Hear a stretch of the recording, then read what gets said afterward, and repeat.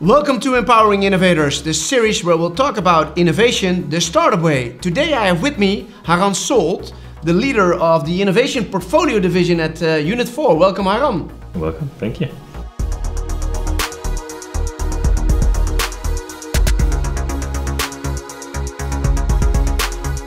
So Haran, tell us, Unit4, what does Unit4 exactly do?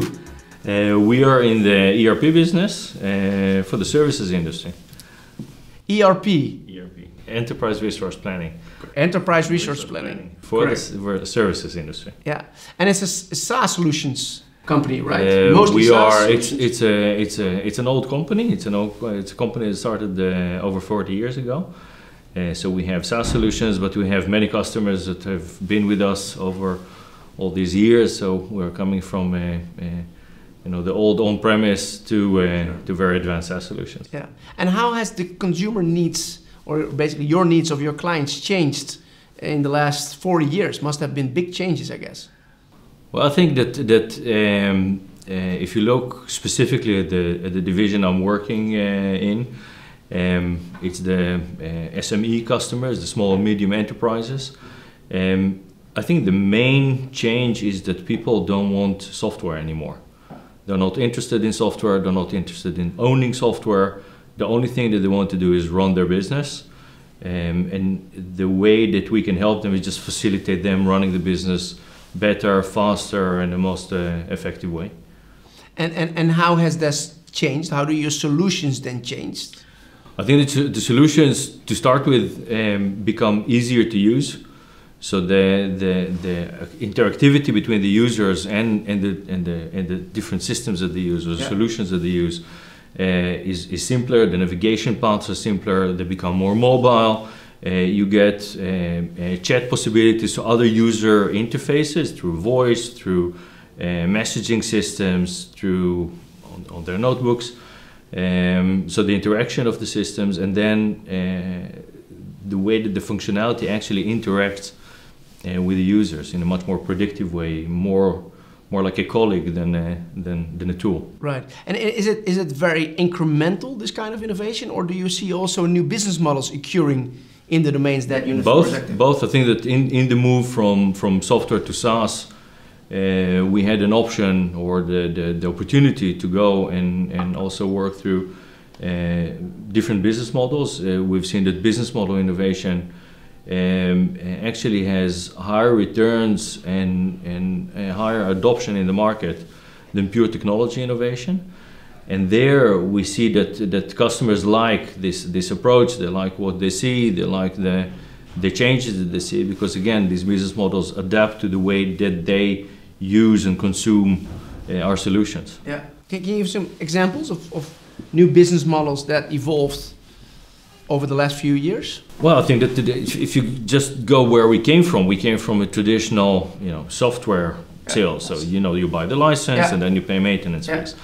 And we move much more towards consumption-based or per use or per tick or per transaction or per whatever it is, but we have different business models around it, as well as and this we see in our mobile applications, is you see that there are different use models and use scenarios where we can actually adapt to the sort of users that are using the applications. Yeah, and running a company on a day-to-day business and then innovating at the same time and adapting to consumer needs, how do you organize yourself in making sure that the core business is running, but at the same time you're looking at what the needs of the future of your users are? So I think the main point is that running the business to optimize, both are, you run a business, you build solutions, you sell them, and you take care that you have some profit at the end of the day. This is what we do for a living. So we come from that.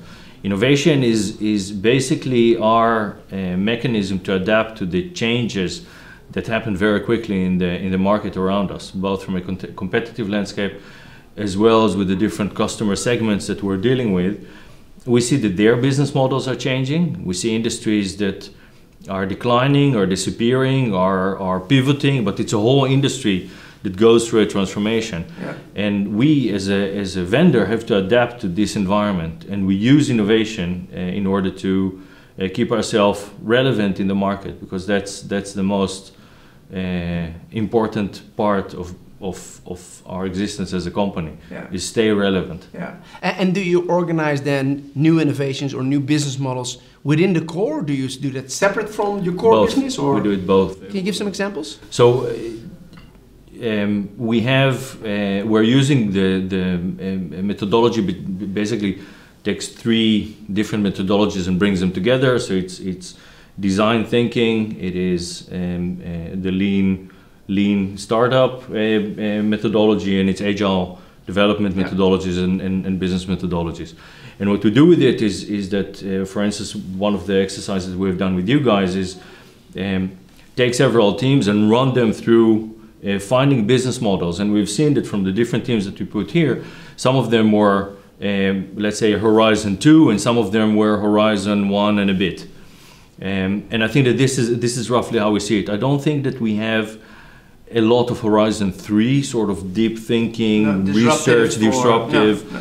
It's much more of an evolutionary process, but a very fast evolutionary process. Yeah. Yeah. And if you look at the teams that, I mean, we took 3 teams from Unit4 in a corporate accelerator program. We're in a quite fast pace. We went either to product market fit or we pivoted. What was the perception of the teams that went in there? Maybe before they were entering this domain of innovation and doing that more the startup way, and afterwards, did you see transformation happening? Yes. What kind of? I think the main thing is, especially in companies that have been around and when teams that have been around, you get this pushback that we've tried everything. We've done it already. We're doing it. The main thing that we've seen is that there were quite a few people that were very enthusiastic to join the program, that there were a few people that we had to drag them into the program, which we had our question marks about. But at the end of the day, it was fascinating to see how fast they adopted the methodology. They learned to trust the methodology, which is a strange thing, because usually I say, okay, I want to do it. I'm looking at the solution. I want to find out. I want to understand where we're going to. And there you say, no, just trust the path that we're going to go into. But what your end answer would be is something that you don't know at the moment. Right. And I think this notion of always questioning your beliefs, always looking for, actually always saying, I don't know, and then validating what you need to know, is something that for them was a revelation. And the other thing is that there is this notion in startups or in young companies or in scale-ups that life is cool, the offices are funky, you have the good food and everything.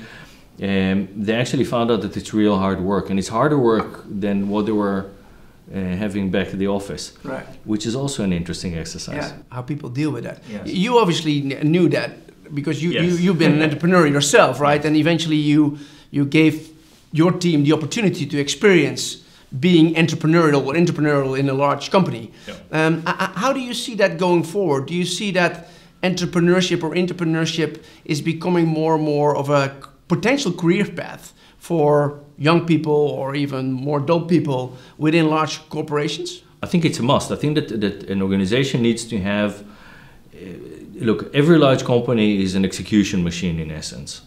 That execution engine is being run in a certain way which constantly optimizes processes and optimize the way that the stuff that we know how to do is being done in a better way. The whole challenge of innovation is that will get you on a certain path, but because the environment is constantly changing, you constantly need to find out how you deviate from this path to the next path that you can accelerate and excel on. And this is where innovation starts playing a game. And I think that every organization needs to have these big flywheels that just turn around and produce in a high quality, in low cost, or at low cost as possible. And then you have these faster flywheels that try things, and some of them will fly off, and some of them will stay and become bigger. But I think that this is how innovation is. How do you actually give these smaller team the ability to run as fast as they can, make mistakes, fail as many times as they need until you actually find the business model, the solution that addresses your customer pains or gains, understands what your customers need, and then you can actually, once it's has this reached this terminal velocity, right, then you can bring it into the mothership, but not before that usually. No. And that's a challenging one, right? Bringing things back that were outside or maybe loosely connected to the mothership, yes, but bringing them back to the core. What is your experience there? Do you see that there's frictions, or have you learned lessons of how to integrate them, or maybe even keep them outside at yeah, so there's always some sort of friction, because people are animals of habit. So we've been doing it, we are doing it, we'll keep on doing it, and what we've seen is the moment you bring something which is different, the first reaction is okay, it's cool, but it's not for us. So I think the challenge that I've always had in the different in the different roles and different companies I work in bring these sort of activities back into the mothership, right, is what do you do with it and how do you integrate it? How disruptive is it, or how much of a natural integration you have through it? And there are different models that we've used over the years in order to do that. So some of them, we never absorbed into the company. They always stayed as a daughter company, or at arm's length, or as a spin-off, but never were really integrated, while being very, very successful. Others were integrated and were actually grew faster than the rest of the business and eventually took over. And in some cases, it was a very natural integration. The sales teams figured out that it's good for them to sell. R&D teams saw that that's where the cool technology is. So slowly but surely moved over, and then the rest sort of follows through.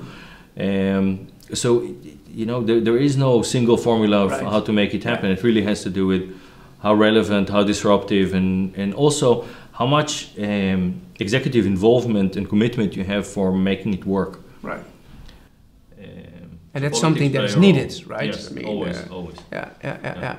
If you look at the incentive models within Unit4 or larger organizations, and you're looking for either Horizon 2 or potentially disruptive new innovations, do you think that the teams that are working on these innovations should be incentivized in a different way than if you run a day-to-day business in the core?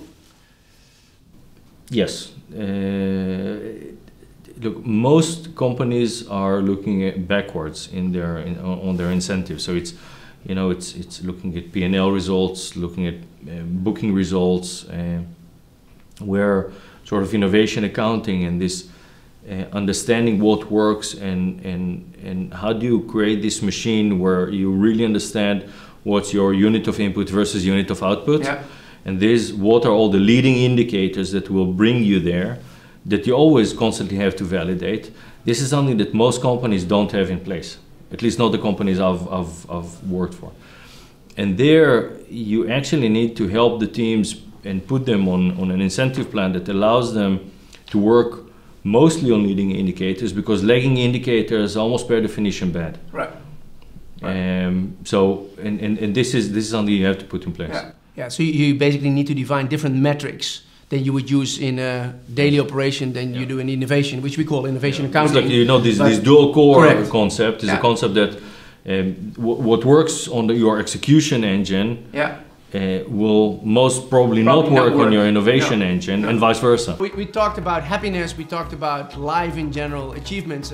This is a book that really inspired me. It's written by Bibian Mentel, who was a gold medal winner at the Paralympics, but also a cancer survivor. So it inspired me. I hope it will inspire you as well in taking the journey forward for the next 30 to 40 years in innovation. Thank you. Thanks, Patrick. Thank you.